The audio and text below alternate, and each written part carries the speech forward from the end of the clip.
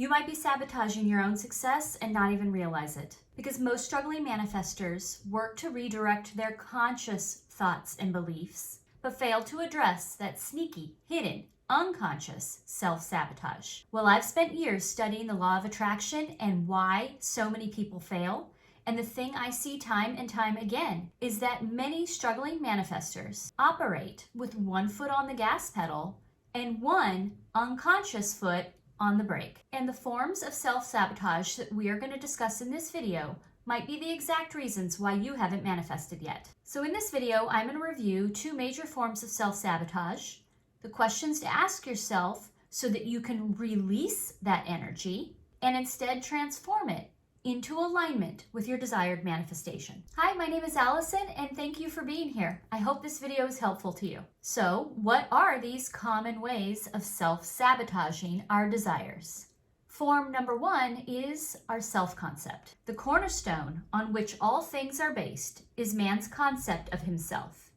He acts as he does and has the experiences that he does because his concept of himself is what it is and for no other reason. Let's consider for a moment that most of our manifestation techniques and processes are focused on our conscious identity, on integrating consciously our new intentions, our new beliefs, our affirmations. But there can be, and there usually is, if there isn't a quick manifestation, some hidden, sneaky, unconscious identity lingering underneath. And if we fail to address that, then we will just spend our time like a hamster on a wheel.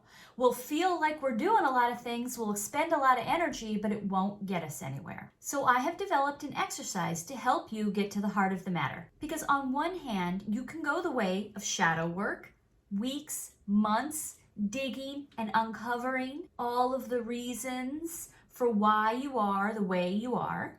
But is that what you really want to do? Or do you want to deal with this unconscious self-sabotage so that you can line up with your manifestations and get into the energy that's in alignment? That's what this exercise is for. So with that, let me show you the exercise I've created called Who Am I? Make a list of 10 to 20 identities. Now, to make this easier on you, I've created a fully printable version of the entire exercise, complete with a list of identities for you to use so you don't have to spend a ton of time trying to just come up with some. And that is linked below. So in the list, we have things like, I identify as a nature lover or a city dweller. I identify as physically strong, weak, or something else. Is habitually late, or I always try to be on time. I identify as dependable or forgetful. Okay, so you have this list of identities. Once you're done, go through and see the things that you've circled and written down and really absorb it. This is who you've said you are. This is the identity you've held up until now. Now we're going to go through each answer. Imagine how your answer could be the other option. So for example, I identify as a beachgoer. I live near the beach. I love going to the beach. So I identify as a beachgoer. However, if I moved to Michigan, then I can imagine that I would probably pretty quickly become a lake person. So go through the process. Look at every option. See how you can imagine yourself being that person, how easily you could switch to being that person, or how natural and obvious it would even seem to sort of become that type of person. See how easy it is to see yourself in this new way. And when you're imagining these things, I want you to realize that your identity is so highly changeable. It is not a stretch much for most of these identities for you to imagine yourself being something else. See how subjective they are.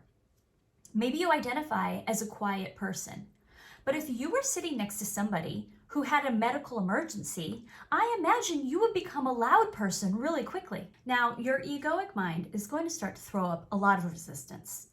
It does not want to let go of the identities it has established. Why? Because our egoic mind is based on past.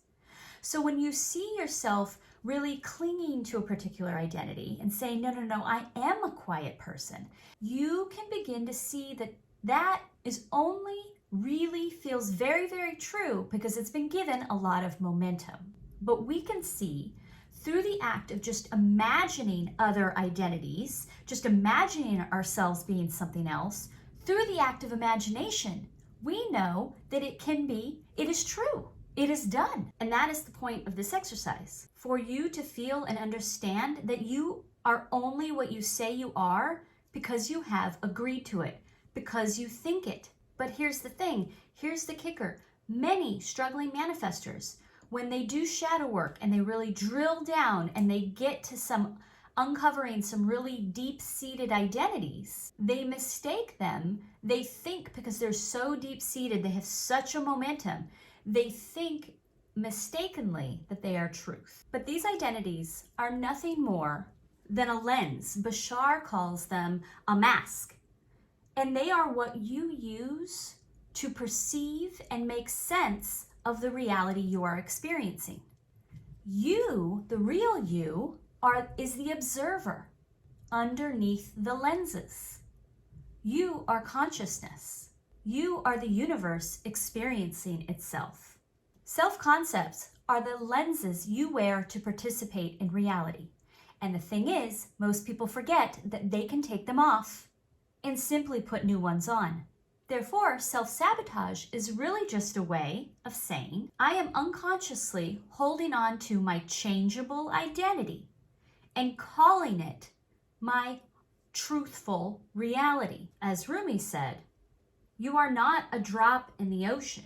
You are the whole ocean in a drop. Now for the second form of self-sabotage. Now, I want you to imagine you've just cleaned a really nice round white rug in your living room, and you leave the room, and when you come back, you see that a dog or child has trampled mud all over it. So you clean it again, and again you leave the room, and again when you return, it's muddied up. This is a cycle that repeats within minutes, days, sometimes months. Now eventually you throw your hands up and say, I guess I have to toss this, because obviously I'm not going to get rid of the dog or the child, but I can never keep this rug clean. Well, this rug is most people's new desire, and they work with manifesting techniques and processes to gain clarity and make this desire a strong, clear vibration. But it seems like whenever you're not focusing on it, the vibration easily gets muddied. New resistance comes up, and it can feel like your vision vibration continually gets muddied.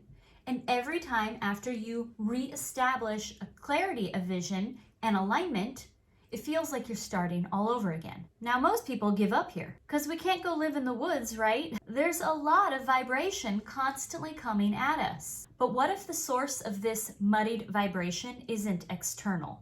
What if we're the ones throwing the dirt on the rug? Now, why would we do that? Because I absolutely trust that you really do want this desire. You consciously want this desire. But we all have that sneaky, unsupervised, unconscious side. And it could be that part of you unconsciously doesn't think this manifestation is the greatest thing ever. And we can know that because of the following. And I'm going to use an example to illustrate it. Let's say you want to manifest a trip to Paris. So you create an imaginal act. You work to believe and trust and imagine a world-class trip to Paris. See, but the thing is that boarding a plane to Paris is actually two actions. There is the action of going to Paris. That is the explicit desire. That is the vision we have. But it is also a second action, and that is leaving behind the place where we are. This is the implicit action. This is implied. This is assumed.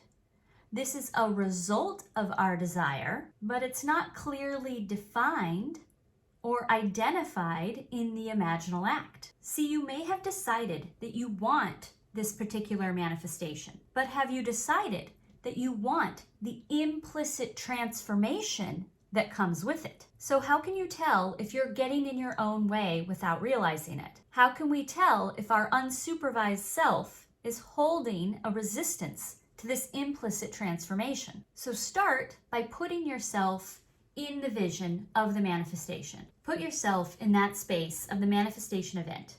And then ask yourself the following types of questions. What added responsibilities would you have?